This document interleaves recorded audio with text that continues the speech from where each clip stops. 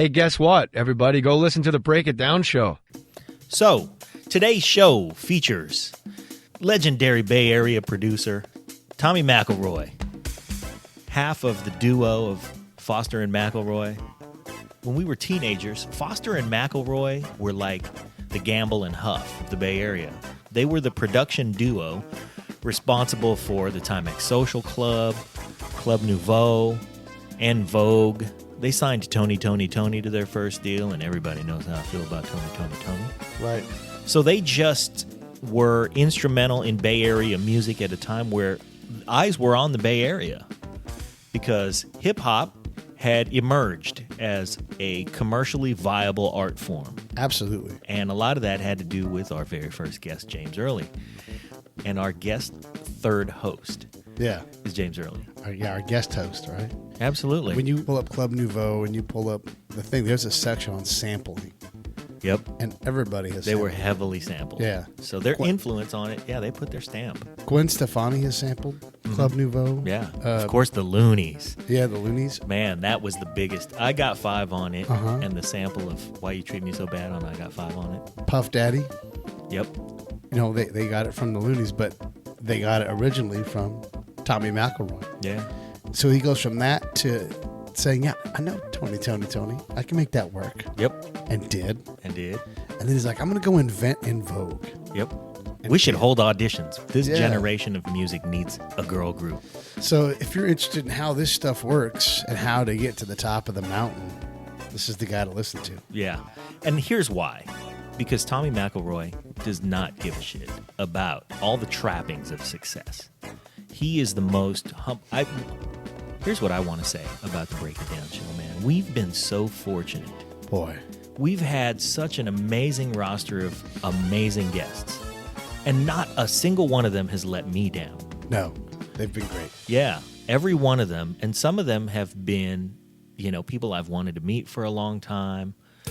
And we come in and we get to know these folks. Well, I consider myself very, very fortunate because I've been trying to bag this interview for the last 3 months. Right. And I've been pestering Tommy McElroy. And in the process of doing so, I've gotten into some pretty good conversations with him. And he's become a fan of the show. Dude, he is such an amazing dude, and I can't be more proud that he's a fan of the show because he embodies what I really appreciate. And that is just nose to the grindstone hard work, man. That guy he's been a rock star, and he doesn't care. No. The only thing he ever cared about was making music that moved people. Yeah. He put in the hard work early to develop a body of sounds Yep. in music. Yep. And we are all reaping the benefit of it. Absolutely. Well said. So here it is. This is part 1 of 2 of our visit with Tommy McElroy. And in the beginning, you guys will hear that we even said, we're not even going to do an intro, but I felt like we had to do an intro because I promised him, Tommy, I swear, an hour of your life. That's it. I'm not going to take any more than an hour. And we get to his place. Yeah. He gave us 3. Yeah. And he was sat easy. down. We turned the mic on, and man, he went for it. So And he gave us great stuff. yeah. So check out the first hour. This is part 1 of the show, and you guys are going to dig it. And he's just all around cool dude, man. I really love him. Thanks, Tommy. We really appreciate you. And thanks, James, for helping us out with everything. Yeah, here we go. So we are in, Tommy, what do you call this place? The Sanctuary. It's my sanctuary. Yes. But this is FM Recorders. FM Recorders. Yeah. We are in FM Recorders with the legendary Tommy McElroy. Boy. Good gracious, man. The one and only. A funny thing happened. We pull up to FM Recorders for the much anticipated interview today. We had a lot to be excited about. First of all, Pete and I, in our message exchange as we were setting this thing up, I mentioned Sens. I said, I'm going to try to avoid the gravitational pull of Sens when I'm in Emeryville. And Tommy broke the bad news. The Sens has closed. That's what my wife told me. And that is unfortunate. Yeah, because we like that place. It feels like I've been there recently, but the last time I was there, I think the A's were in the playoffs. Yeah. So in that exchange, he said, well, Sens is closed, but Lois, the Queen of Pies, The Queen of Pies. around the corner. That's right. And I said, I'm going to have to check that out. So we went over and picked up a banana cream pie because we don't like to show up empty-handed. And we pull up to the place. And who pulls up right in front of us but the Early Brothers? Uh-oh. Look out. Man. So joining us with Tommy is James Early. And happy to be here for sure. Yeah. Honored. Absolutely. So James was our very first episode of this podcast. I remember that. I heard it. Yeah. That was a good interview. Thank you. And we immediately sat down. We had a great time doing your episode. But as soon as we turned off the recording, we said, all right, man, that really felt good. I think we have a show here. Yeah, I think we do. I said, all right then, James, can you get us closer to Tommy McElroy? Because that's what we want to talk to him too. It was all a setup just for that. It was. Apparently. That's right. So he didn't want me, he wanted you. Now, I'm honored to be here. I'm honored by Mr. McElroy, a.k.a. Tommy. That's what we call him. He's a legend in his own time. It really has Absolutely. been. In all seriousness, many of us owe our careers to this man. So I'm honored to be here. Well, here's what we usually do is we'll cut in an intro, but I don't want to cut in an intro. We're here. Bam. Let's go. All right, let's do it. Later on, when we usually go, this week's guest is Thomas McElroy. He did, and we do all those things. But you know what? I'm just going to tell everybody, if you don't know, you should know. You got to look up Thomas McElroy. Yeah. And see the body of work. Because you see 80s compilations, and what's funny is you get all the synth pop and all that stuff that the 80s are known for and all the big hair stuff. But what's missing is missing so badly. And when you listen to everything from Timex Social Club, Yeah. all the way through Club Nouveau, Tony, and Vogue, where is all that? Because for me, if you want to talk about the music collection that defines my experience in the 80s, that's where it is. Okay, I get it. Depeche Mode was, but I didn't listen to that much Depeche Mode. Right. So, where do we start? You can find those on the New Jack compilation. Yeah. They had to put it in the category. That's where they put it. But it should be on those other compilations too. Just different hood, I guess. We were talking today about Club Nouveau is an 80s sound, and all the 80s movies that comes out, you want those songs to be there. Like, and I'd forgotten about, and I can't get out of my head now, Situation Number 9. Man, I'm like, this song is 80s, You got the little Nile Rodgers guitar, little piece in there and everything. And that was Dwayne Wiggins, by the way. Was that That really? was Dwayne. What? He played on Situation. I believe he did. I hope I'm not. You said it. It's done now. Yeah. I know he played some on there. Yeah. I'm not afraid to say the day we met Dwayne, too, because that was kind of a setup. And we walk in Dwayne's office and we start talking to him, and we hit it off immediately. And he's a guy who you fall in love with as soon as you meet him. And then I said, Dwayne, listen, I really want to get Tommy McElroy, man. Would you mind if I told him that we're working out of your place and try to get him over here? And he was like, please tell him that. I'll get my piano tuned if you can lure him over here. And that piano needs to be tuned. It's yeah. Uh-oh. You know what's so funny is that I've been doing a lot of work a long time, since like 1984. But somebody just told me recently how they look at me. And I was like, really? But they look at me as like the old guy on a mountain with the white hair and the beard, stroking his beard. The master. Because they never see me, Uh-huh. but they hear about me all the time. Right. Or they hear people talking about something that I did, or Tommy told me this, or have you met Tommy? He did this, or, oh, don't mess with Tommy, blah, blah, blah. It's always something about Tommy, but you never see him at the club usually because I'm just quiet. Or you never see me out really. Or if you see me, you go, that's Tommy? But you rarely see me. So I'm like tucked away on this mountain in a cave practicing philosophy or something. I don't know. And that's kind of how he broke it down to me. I was like, damn, really? Okay. Well, I'll take And the that 1-inch death-invoking finger punch. Yeah. Oh, yeah. That will happen. I got a 1-inch jelly bolt punch, and I pulled out his jelly on it. Not so scary. Tommy's scary.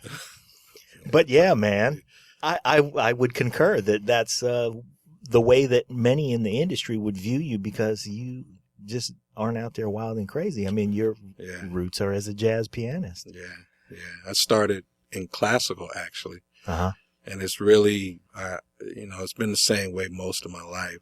Like I'm a closeted nerd or closeted artist in the purest sense that when I was a kid, I played classical and had classical training all the way up. My father was a musician and he started me the proper way. He started me on scales, doing exercises. Then I started on my sonatas and fugues and played Beethoven and Bach and Mozart. And I really liked that as a kid, as an 8-year-old kid starting piano. I liked it and I got into it. And I was like, oh, this song sounds good. Even though I didn't understand it, I liked it. I liked learning it. But I never would let any of my friends know that I played piano at all because I was like super thug in my neighborhood as a kid. Like, and that would have softened up your reputation. That would have softened my rep and I would have just been ruined. So I was like. Ruined. Yeah. I was like, like I'm saying, it was really juxtaposed. On one side, I was a super artist. Even as a child, I was like into art. I liked to draw. I liked classical music. I started liking jazz. Mm-hmm. On the other side, I was running with my boys. Not to say that I was doing any crime, but I was like the roughest of the rough kids in my neighborhood. Like I was in trouble at school, fighting and putting tacks in the teacher's seat and drawing nasty pictures on the chalkboard and running. I was that kid, but when I got home, my father would make me practice an hour every night. And I would practice my scales and learn this classical music. And I really, really got into it. So I started with that bass. From that bass, that really set me up for everything that I was doing. I learned how to be a critical listener. Like I wouldn't just listen to the song all the way through. I'd be listening to the tone of the key. Oh, that might be this kind of piano. That's a bigger grand. That's a smaller grand. Oh, that's an upright.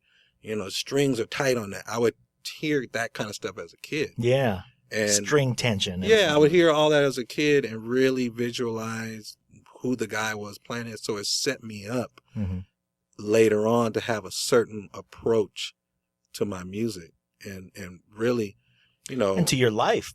To my life too, because music and martial arts really set me on a path to how I live my life right now, all the way through. So, the music thing, as far as me listening and being a critical listener and how I hear stuff, really set me up for how I was able to do that in my career. Yeah. Because I'm really not that good of a musician. That's really one of my secrets. I'm not that good. And I tell people that all the time, but then people, oh, no, you're good. No, you're the white bearded guy on the mountain. Right. Moses. But like I've never played in a top 40 band because my ear's not that good. I can't pick it up as fast as a guy. I can pick it up eventually, but by that time they're on the third or fourth song. So I'm like, oh, well, this might be this chord. Oh, I'm always that guy that's making up his own chord over that song. And that's what jazz and classical taught me. I know all the technical stuff from classical, then I know all the out changes from jazz and the tonalities. So I was never good at being in a top 40 band, picking up stuff like the guys from the Tonys were. And 150 smash hits later. Right.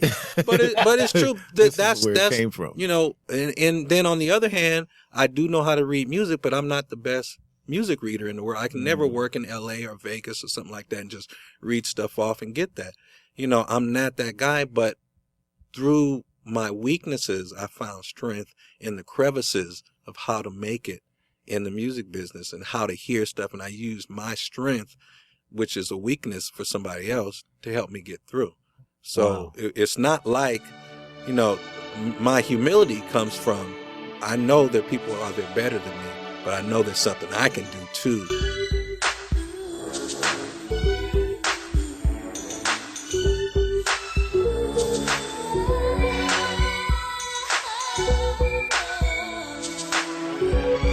There's such a palette of colors here that you can paint with.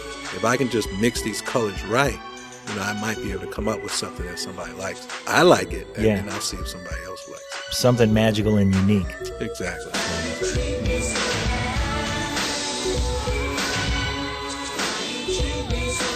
Well, the way that you and I first interacted was funny because I think it might have been Jacques. He was on a thread, or he put up a video where somebody did a gun disarm.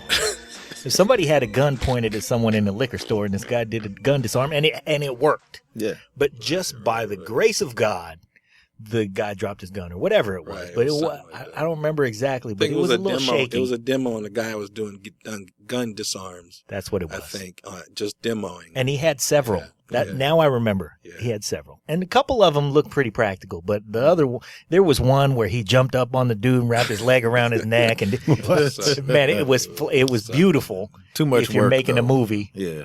But it was just not that practical. And I think when we got on the, you commented and I commented, and it was something along the lines of, well, if you want to get your face shot off, go ahead and try that one. Yeah.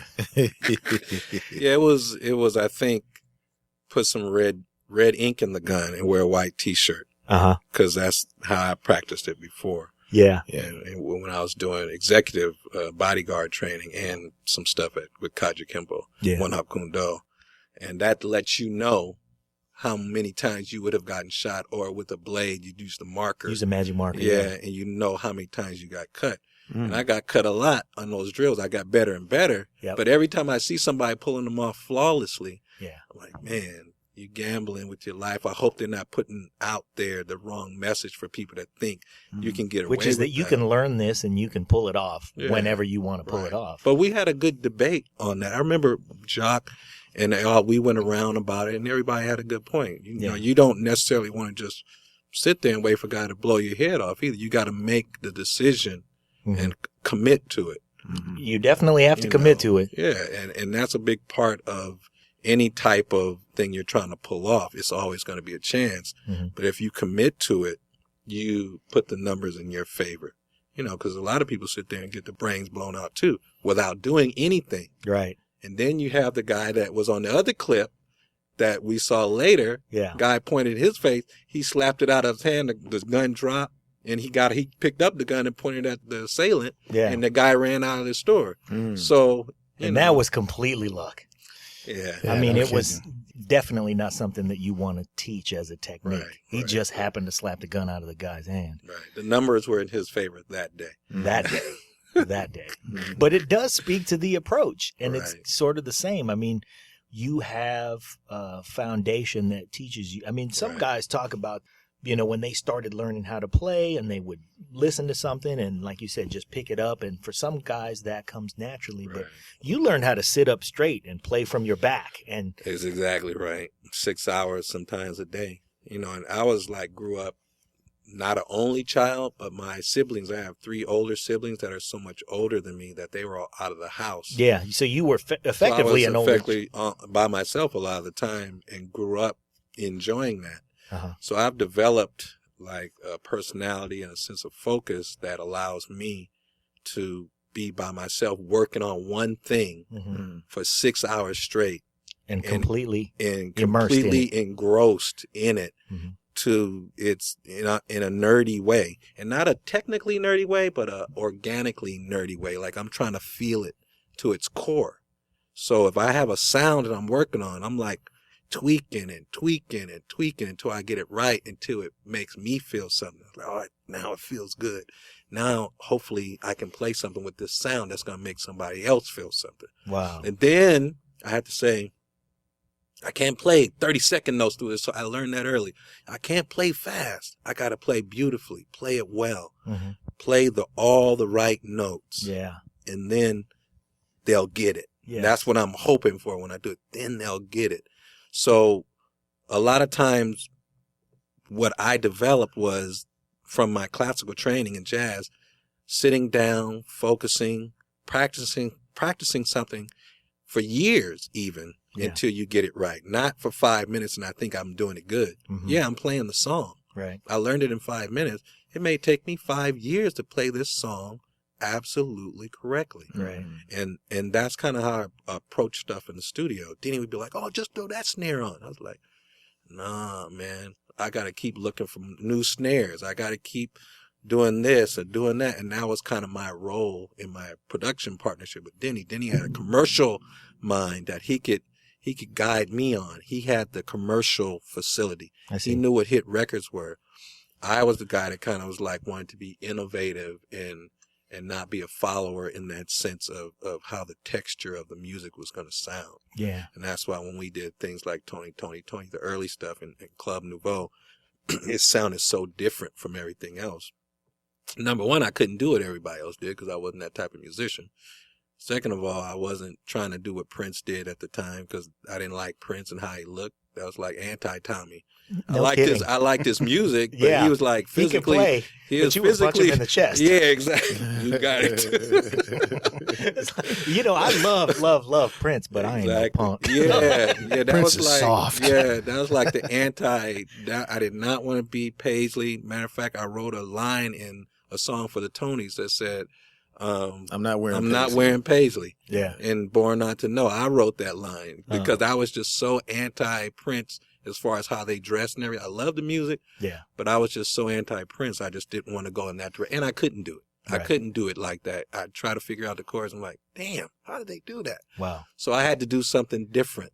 So I developed into that, something that was different from all of that. And I would sit daily, wouldn't even put my clothes on, get out of the bed, underwear, go straight to the drum machine, go straight to the piano. I was there all day trying to figure stuff out. Yeah. Then eventually I met Denny, and then he brought me into the commercial world of music. He had worked at Motown, not worked there, but he snuck into the studio at Motown and got in there somehow. Oh, I'm up here with Kerry Gordy, man. It's good, bro.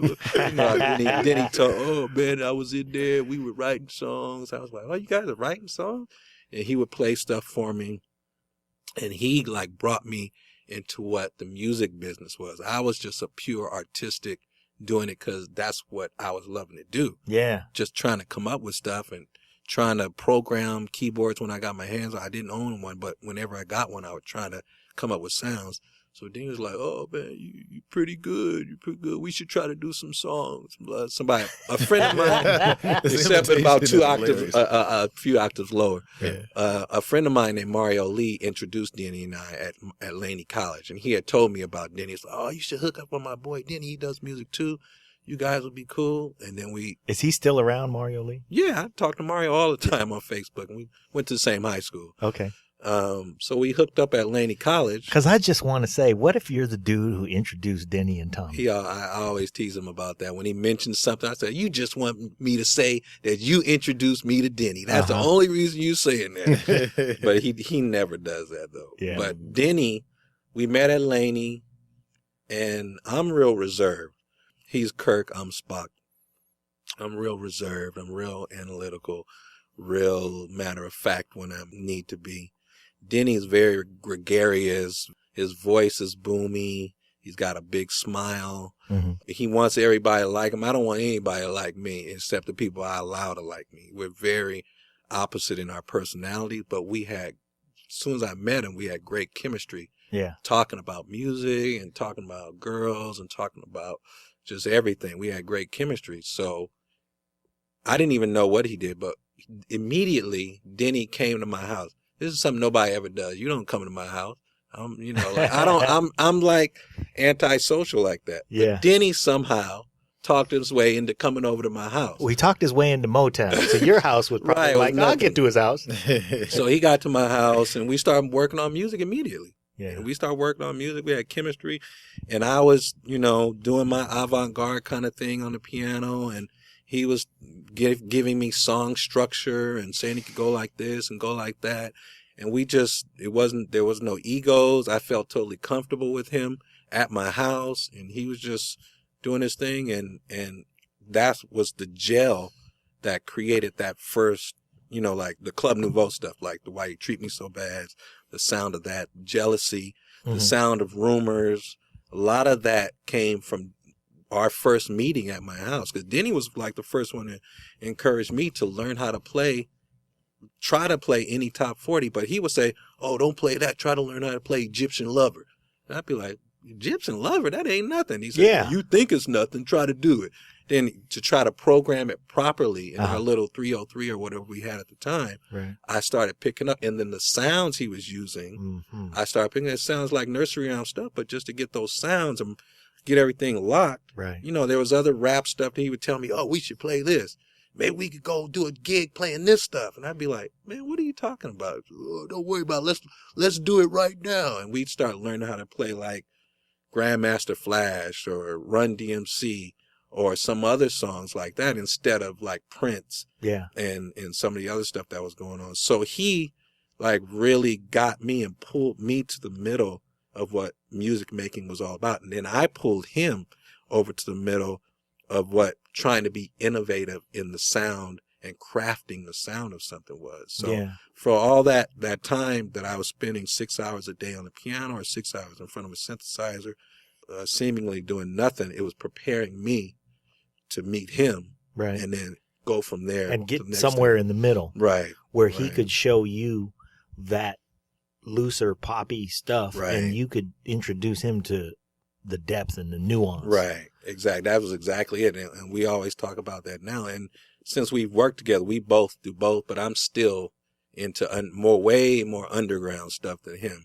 He's still into the hits.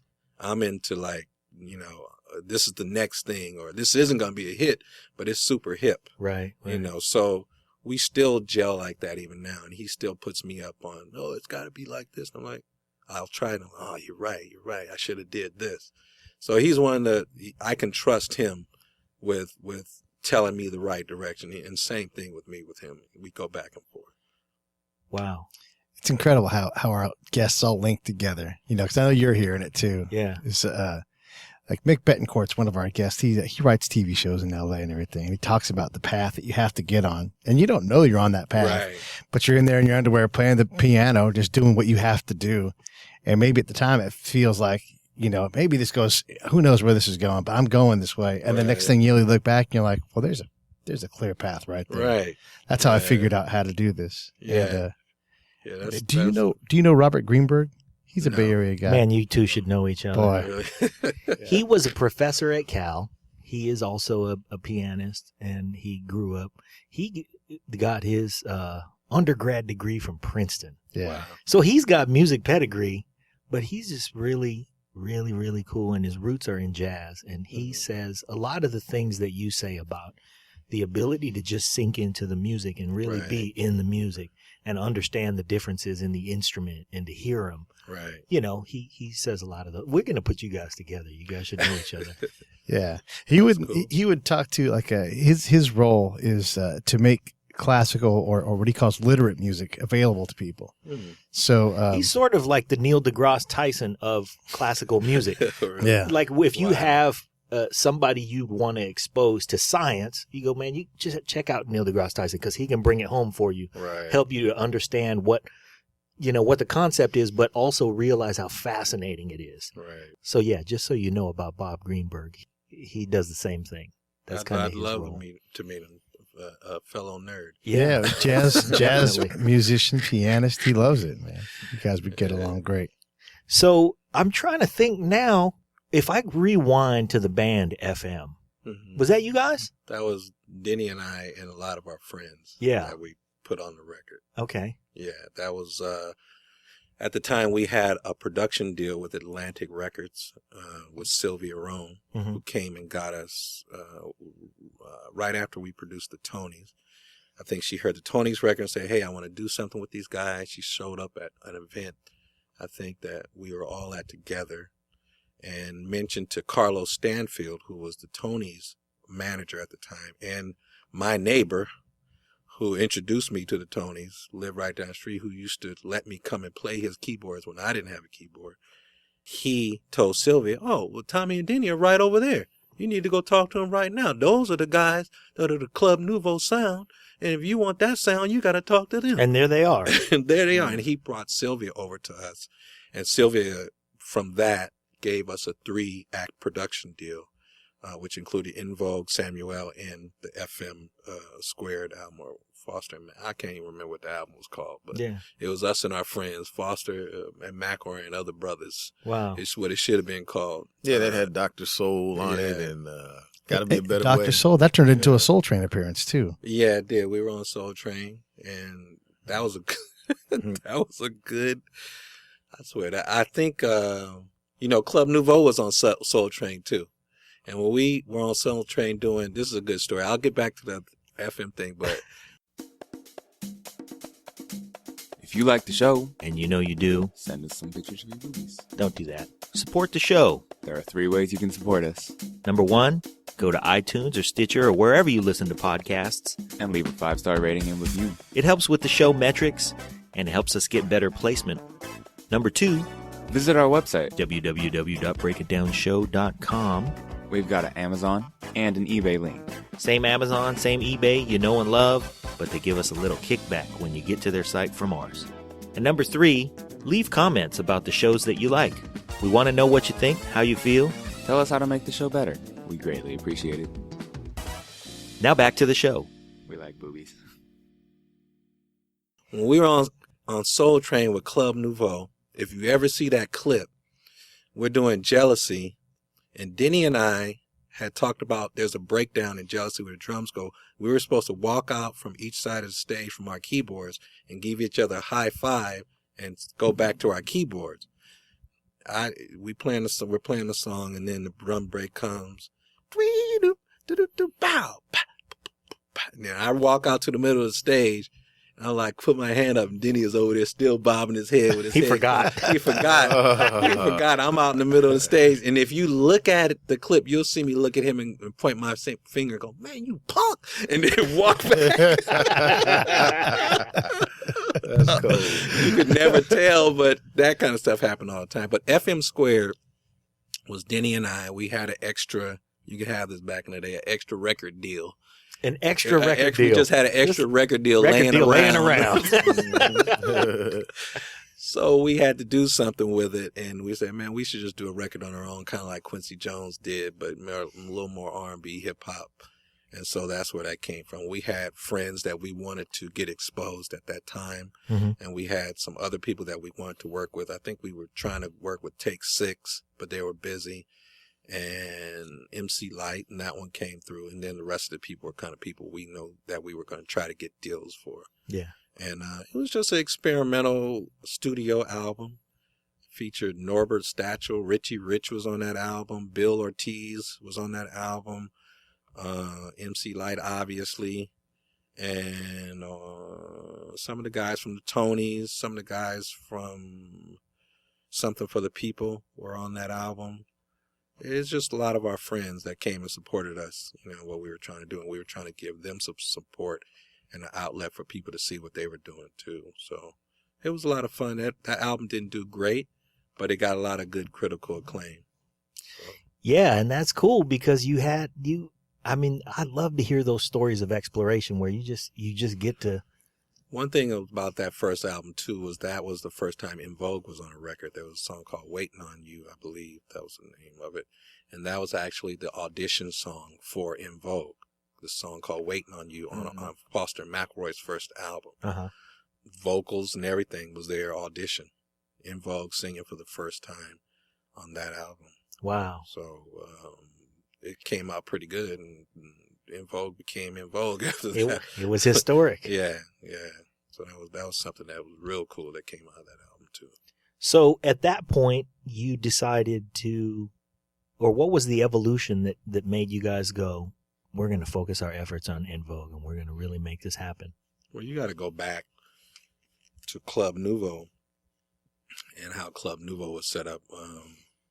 Denny and I have been working in my living room for a couple of years, and we'd just be sitting there working on music. He'd be getting me to play hip-hop stuff, and I'd be getting him to slap his hand on the telephone book to make a clap sound, doing that kind of stuff, or just playing an auto harp to do something. My mom worked at a preschool. She had an auto harp. I'd take it out of the closet and I'd record that, on our 4-track. So we were doing all that for years.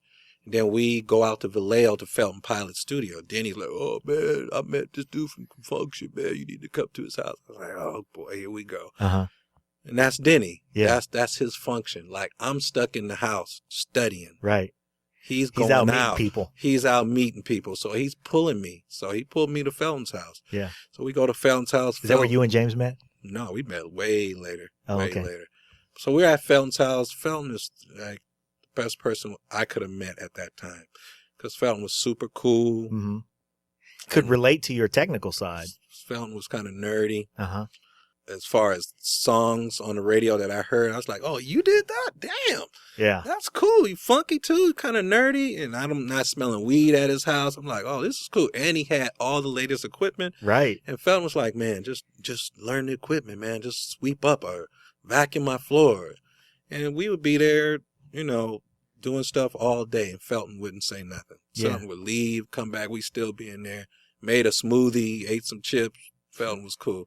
Felton really took care of us. Wow. So at Felton's house, we met Jay King. Jay King came there to do a rap record. He had a group called Frost. Okay. And he needed some music for it. So Denny and I ended up doing the music for Jay's record Frost. And it came out okay. And Jay was from Alaska. And I was just like, man, who is this dude? You know, he's talking Alaska. a lot. Uh-huh. Jay was small, had a fat shag. I was like, dude, you still got a shag?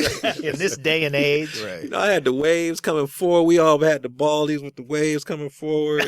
This man still had a shag. So I was calling him ancient out the box. You know, I was just doing the music. And I was like, all right, well, we did this music. And then Denny and I, you know, go home. I'm at home one night. Denny's like, hey, man, I'm at Fantasy Studios. You got to come down here. Jay's got me working on something. I need you to come down here. I was like, what? And this is like midnight. Like, what, man? What? Just come down to Fantasy in Richmond, blah, blah, blah. So I drive to Fantasy, and I get there, and they're working on the Rumors record. Mm-hmm. And Rumors, I was like, wow, this sounds pretty good. You know, Mike Marshall was on the mic. And I was like, damn, this dude's voice is bad. I never heard anything like this. He was singing Rumors like the last ad-libs on Rumors. And I was like, and I was immediately inspired, basically. So we started working on that and created a relationship. And from that relationship, we put our stamp on Rumors, Denny and I. That's our sound. Okay. That song was a good song to start with. Yeah. The demo of it was a good song. But we put like the slapping drums on it and the little pretty piano and the breakdowns with the 808 and all that stuff. That's all the stuff we were doing at home, listening to the hip hop of the day, Right. which I was trying to learn how to play at the house.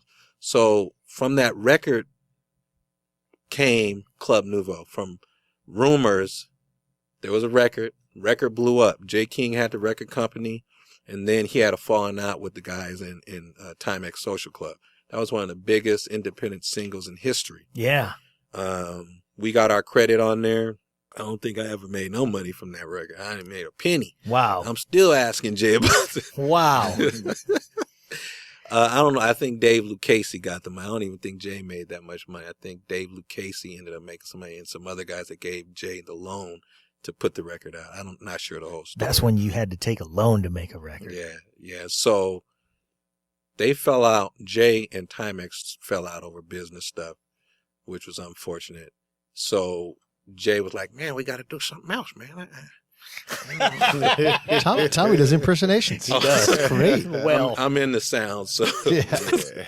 so Jay was like, we got to do something, man. And then we're like, Jay, this time, no, don't go get any other singers. Don't go. Let's just be the group. Let's just be the group. We're not going to leave each other, blah, blah, blah.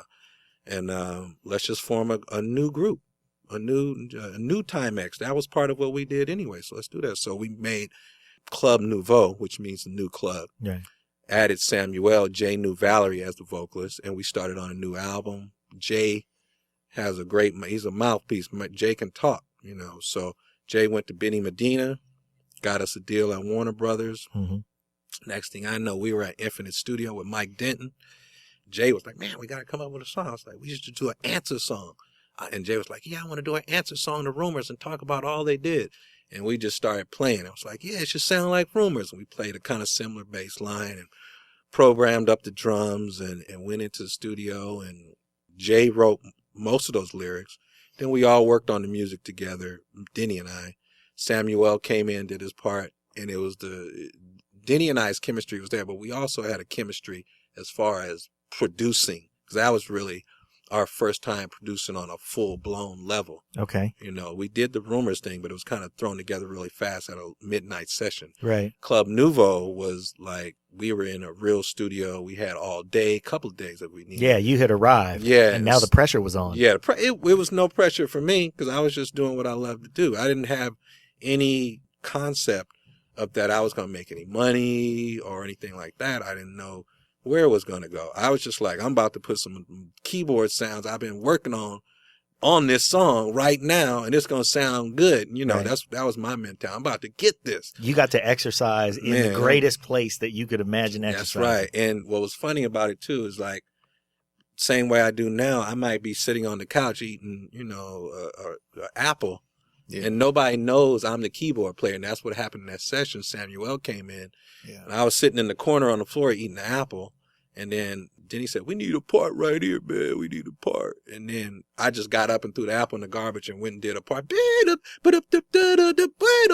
And went back, sat back down. And Samuel was like, man, I didn't even know he was in the group. Who's he? You know. Yeah. So Club Nouveau grew out of Timex Social Club, Mike Marshall, Marcus Thompson, and Alex Hill. Mm-hmm. And it grew out of those guys, out of falling out. We did Club Nouveau.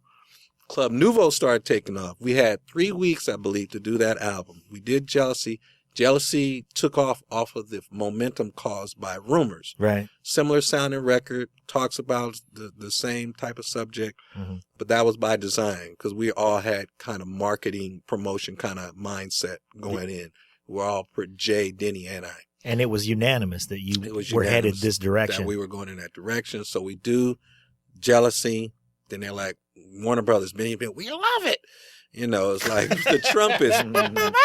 We're for ride. We love it. We'll give you the world.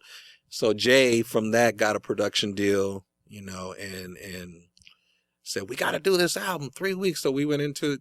I'm used to it. No pressure. 3 weeks, let's just do some music. I've been practicing this since I was 8 years old. Right. I got all kind of ideas in my head. Yeah. Same thing with Denny. And let me say there's a different energy that happens though too when you have been in the studio in the lab working on ideas that you don't know whether or not it's going to see the light of day. Right. But then you have success and all of a sudden your music is out there in the world.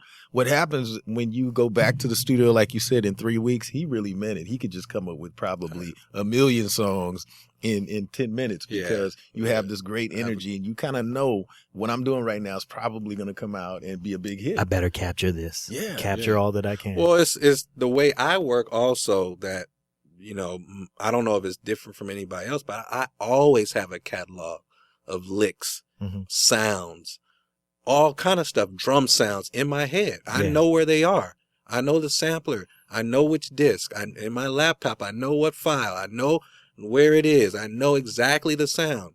I know the string sound I need for that song. I know what module it's in. I know the number. I know the name. All of it's cataloged in my head. So I had all kind of stuff cataloged. By the time we get to the studio, I'm like, I've been wanting to play that on a song for years. Right. So I just fit it into that song. Knew where the sound was. Yeah, I always wanted to do a song like If I Ruled the World by Curtis Blow. As soon as they said lean on me, I said, we're doing it like that. And he was like, woo. And then we laid the stuff on top of it. So I had catalog, and so did Denny. Denny had a million ideas, and we just slewed them all together in 3 weeks. Situation number 9 came out of that. Lean on Me came out of that. Why You Treat Me So Bad, which was actually Mike Marshall, Alex Hill, and Marcus's song called I can't think of the name of it right now, but they released the song too, Thinking About You. That was actually Thinking About You's music. Okay. The song that Mike Marshall, Thinking About You, Girl. That was Mike Marshall's supposed to be. Why You Treat Me So Bad was supposed to be Thinking About You for Timex Social Club. Wow. And Denny and I worked on that together. And that was like, I believe, one of my best moments. I've had a lot of good moments, but that was one of my best moments. Somebody brought a new piece of equipment in. It's like a TX-8 or something by Yamaha. And me and the engineer sat there and I just like, no, not like that, like this. And he was programming it. Then I started programming it. And he was like, well, I can put some delay on there. I was like, put the delay. And it was like, boop, boop, boop, boop, boop. And I was like, oh my God, boop, boop, boop. You just landed boop, right boop, on it. Boop, boop, boop, boop. I was like, oh, and then he was like, yeah. And we just kept going. Yeah. And it just blossomed into something. But the energy was so thick doing that album that it propelled us like forward. Like I felt like I'm a confident person by myself. I don't travel with a group of guys. I'm usually by myself, very confident. I know how to watch a situation. And so I was looking at our trajectory and it's like, this could really go somewhere. I could tell right now from me, like being in my room at home, listening to stuff on the radio. Like I would get, K-Day on my radio in my room. Yeah. And I would listen. And K-Day is a radio station in LA. I would get it in Oakland on my little clock radio. So I would listen to that constantly, and I knew what was bubbling and happening in hip hop that nobody knew about here. Right. Because we didn't get that here. You had to listen to K-Poo only on Sunday to get that. So I was listening to it every night. So I knew in my head what was going on. So when we were laying that Club Nouveau album, I said, oh, they're going to play this on K-Day. They're going to play this on K-Day right now. You know, so in my head, I was hip to where this was going. So I was like, this is really good. And this could really propel us into where we want to be. Because Denny and I wanted to be producers. We didn't want to be in the group necessarily. We were doing that out of necessity to keep the ball rolling. Right. So it was a stepping stone. We didn't look at it as we wanted to stay, but that wasn't our primary focus. Our primary focus was to produce, like Jimmy Jam and Terry Lewis, who we looked at as role models at that time, even though we hadn't met them. So the Club Nouveau thing went on and got released. Lean on Me, big success, huge pop hit. Grammy winner. Yeah, Denny's idea. He's like, I always wanted to do Lean on Me. And so I was like, if we do it, we can't do it like anybody else. We got to do it like way different. So that's when we got the idea from that song, If I Ruled the World. And then a few other songs we kind of mashed together for the Lean on Me thing. And Lean on Me ended up being a huge success. And we added, what was funny about Lean on Me too. Huge success. Massive. It was huge. I got tired of it. The Caribbean thing came from a trip we took to Bahamas, St. Thomas. Okay. And there was a festival there called the Goombay Festival. And they had all these bands playing on floors, blah, blah, blah. And we just I sucked all that up, actually, because I'm the one who put the Caribbean influence and reggae influence. I used to listen to a lot of reggae, too, back then. Sugar My Knot and some other stuff, just underground stuff. So we mashed that on there, too. And people really got it. You know what I mean? They got it. This is different. It's mixing go-go. It's mixing hip-hop. Old school. Yep. And a good story about Club Nouveau, I'll tell you too, is that there was another singer on that at first that Jay brought to the studio. Another guy that wasn't in the group. Okay. That wasn't in the group. Jay was like, this guy's going to sing lead on it. We don't have a lead singer. I can't sing it. And I was like, not with that voice. Here we go. I could do a better impression of Jay, but I won't do it. But he brought the guy in and the guy started singing. And then there was one of those moments where I had to assert myself. I was like, hell no. Huh. Dude sounds way too churchy. No, man, that's not how it's supposed to go. Because Denny and I had done the track, so we envisioned something else. You already had a picture in your mind. Yeah, I was thinking like Maurice White, and Denny was thinking like, Maurice White and some of these old school singers. And so Denny started the song. Denny's doing the first verse. That's what I'm leading to. So Jay was like, what are you talking about? I was like, no, man, no. We need somebody to sound a little more street and a little this. I said, Denny, go in there and sing it. I was just like, anybody, just go in there, just get this guy out in my head. Yeah. So I told Denny to go in. I said, don't worry about it. I'm just going to tune your voice to the bass line. And so we just did it until Denny got that vocal right, because Denny's not a singer like that. But I said, we're going to do this song different. Anything that I had that churchy sounding dude on it, he was, I mean, he wasn't a good gospel sounder. He just sounded not cool. So Denny ended up singing lead on Lean on Me by default because I pushed him in front of the mic. Yeah. So he was sometimes, he's looking around like, am I doing it right? And I was like, yeah, don't worry about it. Yeah. Just follow the bass because the bass is in tune. Yeah. And so he ended up singing on Lean on Me because, I stepped up and asserted myself and pushed Denny out there. And then Denny had to perform that song every night for the whole time we were on tour. On tour, yeah. Yeah. So it became a huge hit, which led us to be able to get other production work. Yeah. And then it came to a head with Club Nouveau when we were getting all the success, and Jay started getting a lot of the attention because Jay was the front guy. Mm-hmm. He was the mouthpiece of the group. He was very charismatic. He had a certain look, and he was the guy that actually started the group. So Jay would be doing a lot of the press. Made him get rid of the shag. he did cut it after a while. But he was doing a lot of press, and then a lot of people were telling him, "Oh, you're a great producer." And then he would be like, "Yeah, I am," basically. Yeah. And Jay was young then. I talk to Jay now, and so we're cool, and we talk about this stuff all the time. So Jay was like, "Yeah, I am a great producer, ain't I?" And we'd be on the side being like, "Man, what are you talking about? You don't even know how to turn on the drum machine." So, Jay was doing what he needed to do as far as his contribution to the success of Club Nouveau. Mm-hmm. Club Nouveau wouldn't have happened if it wasn't for Jay. Lyric writing, putting the whole thing together, calling Denny and I to the studio to do rumors. None of that would have happened without Jay. So we owe Jay a debt of gratitude. But what happened was we were primarily wanting to be producers, and Jay was saying he was producing or he wasn't saying Tommy and Denny produced it too, because he did produce some of the stuff with us, but just not to the extent that Denny and I did. So he was saying, press was like, "You're a great producer." We were saying, "We're great producers too. Hey, look at us over here. We played the whole track and did the vocals." Right. And we weren't getting enough shine, and we felt like, hey, we need to break out and do something else. So Jay was like, "Hey, don't break out. I got some other acts for you to produce." So we were like, "Oh, we'll produce some of the other acts with you." So we produced those, and then he put our name and everything, told everybody we produced them too, but he still got more shine. And then, we were all, like I said, I'm a really confident guy. Denny's really confident, and Jay, real strong personalities. So I remember it all came to a head one night. We were performing somewhere, and I was on the road, and we were somewhere in Texas, and I was sick.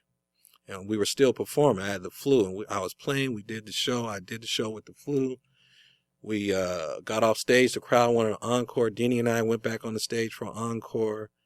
And Samuel came back on the stage for an encore. Jay and Valerie didn't come back on. We were playing during the encore. Sam was rapping. I was just playing the MP by hand, looking around, seeing what was going on. Nobody came on stage.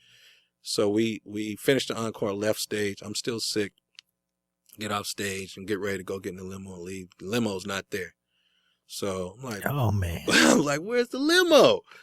Then they were like, "Oh, that little light-skinned guy, he took the limo and left." And I was sick. I think my girlfriend was at the hotel waiting for me. She had came out to the road to be with me. And then I was like, man, this man just took the limo and cut out left you on there me? to do the encore. Me? He cut out on me. And then he was like, "Oh, hold on, Tommy, hold on." He saw me like getting tunnel like red. Right. I was like, man, I'm sick. Uh-huh. This dude don't know he messing with. Shoulders started rolling. Man, I just started having that red. Neck started in my cracking. eye. Man, I was just sitting there.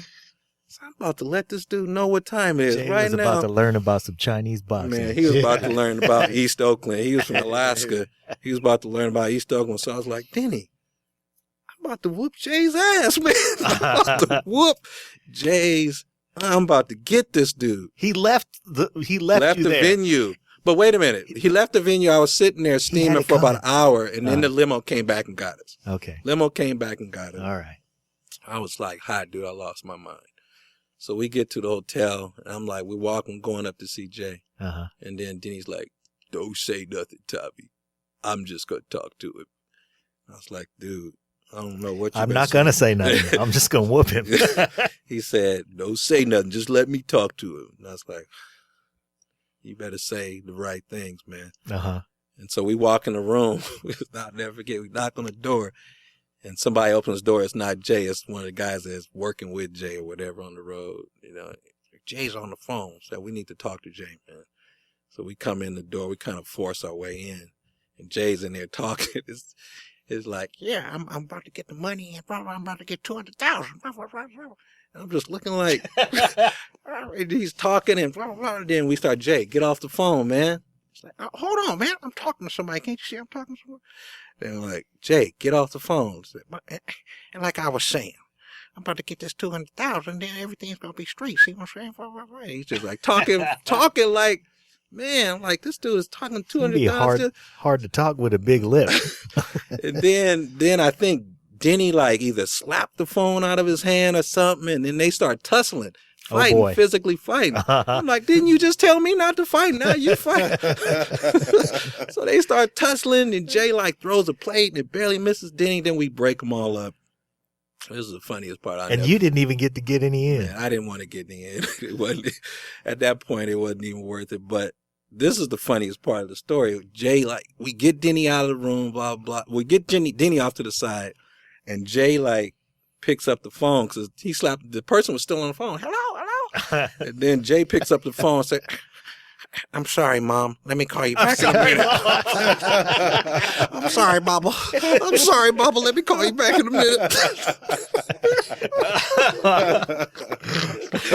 So I was going to say the funniest part of that story is not anything but your impersonation of Jay King. And then you said he was on the phone with his mom. That was the funniest part of the story. Wow. So we get Denny out of the room. Long story short. And I talked to Jay about what happened. I was really upset, obviously. And, you know, I had an epiphany. I was like, we can either go. I'm the type of person, once I'm mad about something, I'm mad about it too. And it usually doesn't go away unless, it doesn't go away for a long time. So I was like, we need to,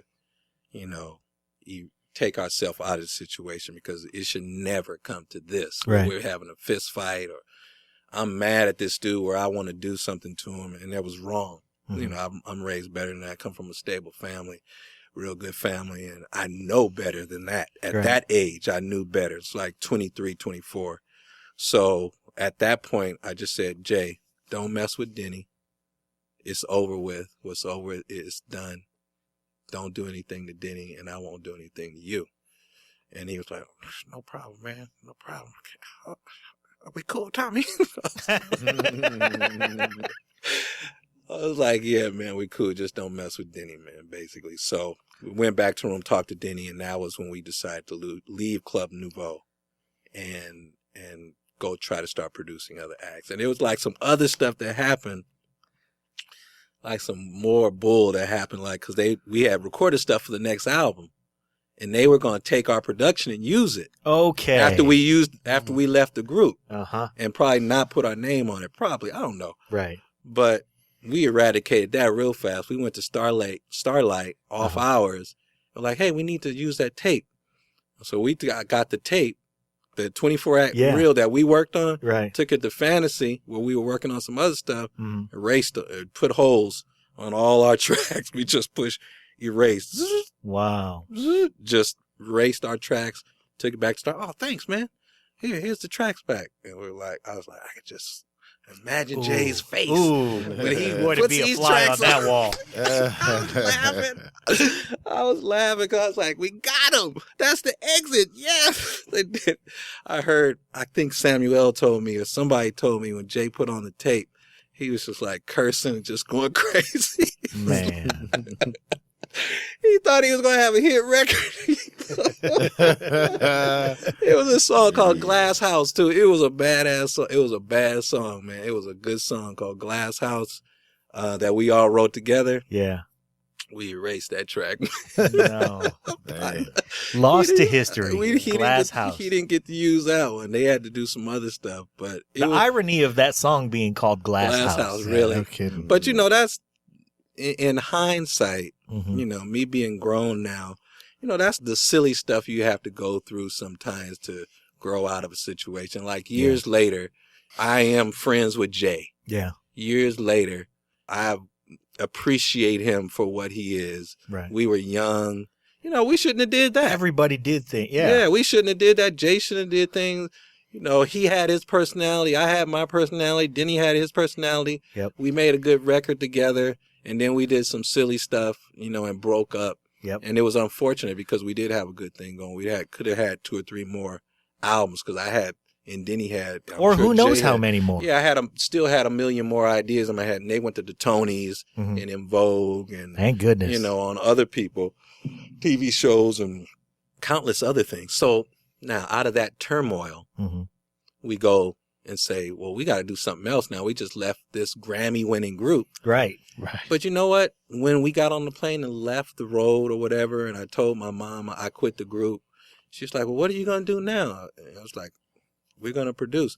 I had no trepidation or fear or anything, Mm-hmm. you know, because I was like, if I did that, I can do something else. Right. Because in my head, I was like, they can't even sing. Yeah. Jay can't sing. I just made a hit record with somebody that can't sing. They can't sing, right. Why you treat me so bad? Who's got the ingredients here? Right. So I was like, you know, Val and Sam, yes, but I just made a record with Jay Mm-hmm. that was a hit record. So I was like, we can do this again. There's no problem. Now, when you're young, you think like that. I would never think like that now. I got a family, a wife, all kind of responsibilities. I was still living at my parents' house at that time. You had the freedom to do really whatever you wanted. Right. I can just do what I wanted. So from that, we hooked up with a manager, David Lombard. David took us to Ed Eckstein. And Ed Eckstein was like, hey, I want you guys to do something. What do you guys want to do? I love your work with Club Nouveau. You know, I love the Rumors record. You guys are coming up. We said, I don't know. What you got? And then Ed was like, I got Lisa Bonet and her boyfriend. They're trying to do an album. You know who her boyfriend was? Yeah, at the time, he was Lenny known Kravitz. as Romeo Blue. Right. Yeah. Lenny Kravitz, and he let us Now, hear it. I'm a big fan of Lenny Kravitz. Love Lenny Oh, Kravitz. of course. But back then, he was not good. Everybody has to grow to what they're going to be. You know? Yeah. So he plays the cassette, Lisa Bonet and Romeo Blue. Like, nah, we don't want to do that. They said, oh, I got this other cassette.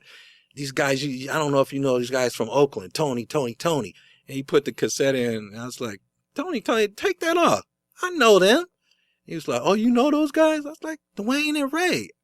I know them from Oakland, blah, blah, blah. And I had seen Ray playing, Raphael Sadiq playing at the Lucky Lion, like years before, with a group, I think it was called Hot Water or something like that. And I was just like looking at him and just thought he was just like this young cool dude. And he really couldn't sing, but he had a quality about his voice that like struck a nerve with me. It was like a boyish quality, but a boldness about it too. He still has that, like a little high pitched boyish quality. And then he was dressed and he was playing the bass and singing. I was like, oh, he's kind of like Sting, blah, blah, blah. And then I was like, later on, this was before Ed played that cassette, I saw them playing with this girl, Jane Terry, who put out a record in Oakland. They were part of her backup band. And that's when I met Dwayne, and the guy, Carlos Stanfield, that lived down the street from me, was managing Jane Terry. That was his girlfriend. And Dwayne and Ray were playing with Jane, and I would be there because I was just like a studio guy where they recorded, where Jane recorded. It was like a neighborhood basement studio, and Carlos would take me there. So Carlos was like, oh, this is little Thomas. He kind of plays keyboards. He comes by my house. You know, let him play your keyboards. You know, I was kind of like the mascot. The little guy in the little Snoopy outfit or the Snoopy thing. I'd take the helmet off and do the splits or whatever, but that's kind of how I was being treated. But Dwayne and Ray were in the band, and they were my age. And I was like, damn, and they could play. Yeah. I was like, damn. They were like, yeah, we got a band called Tony, blah, blah, blah. I was like, damn, maybe I can play with them somehow. Then I went to one of their rehearsals, and Carl Wheeler was there playing. I was like, I think that's the guy from that TV show, Just Kidding, that I used to watch when I was a kid. I used to see him playing piano on there. Yeah. And then Carl started playing. I was like, well, I won't be in this group. Because Carl is bad.